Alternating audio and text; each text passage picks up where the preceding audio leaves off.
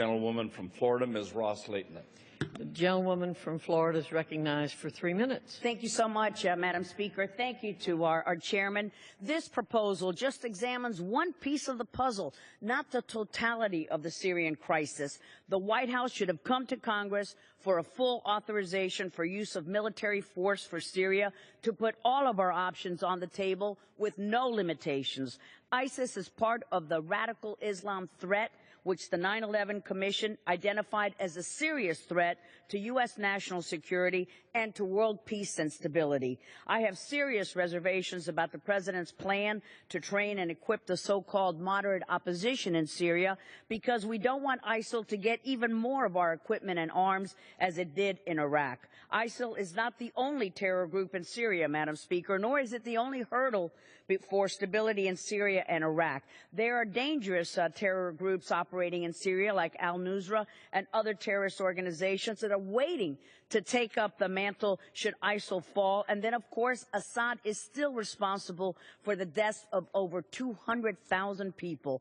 Last year, the President failed to act militarily when Assad used chemical weapons against his own people. We cannot have a plan that does not address the removal of Assad simultaneously alongside the destruction of ISIL and the other terrorist threats. Even though I will vote for the McKeon Amendment, we still won't be approaching this situation in a comprehensive manner that is required. We were successful in isolating Iran with sanctions until we unraveled that with these nuclear negotiations. We can do the same in Syria. I'm afraid that this misguided negotiations approach in Iran will preempt many to acquiesce and take a deal that will undermine our national security and leave Iran with enrichment capabilities. That, Madam Speaker, is a real and present danger in the Middle East, a nuclear Iran.